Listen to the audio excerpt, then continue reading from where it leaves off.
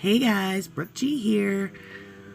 I just wanted to take a couple minutes and chat with you guys on this pour.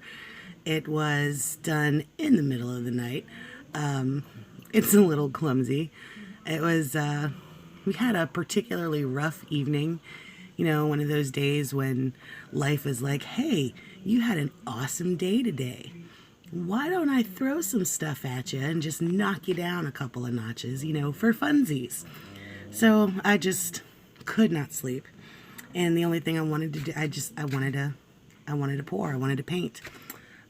Originally, when I pulled these colors for the blind color pick, my first thought was Dutch pour.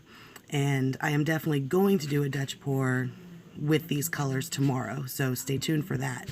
But it was the middle of the night. Others were sleeping, so I didn't want to turn on the hairdryer. So I just poured a bunch of paint in cups and just went with it. No rhyme, no reason. I was just going with it.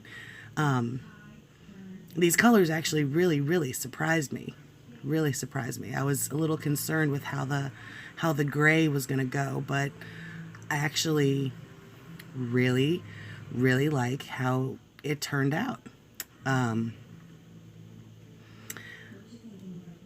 Now at the end, you'll see another pour because I filled up those cups way too much for an 8x10.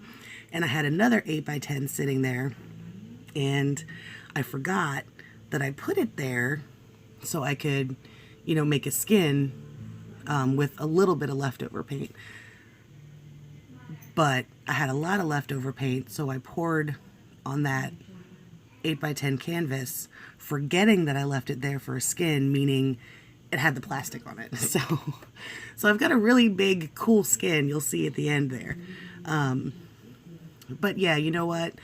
After I poured, I felt a lot better and I fell asleep. And it just goes to show that art really is therapy. I really did feel a whole lot better. But stay tuned tomorrow for the Dutch pour with these colors that I will do at a decent hour. And thank you guys for watching and listening. And hope everyone has a great day. And see you next time.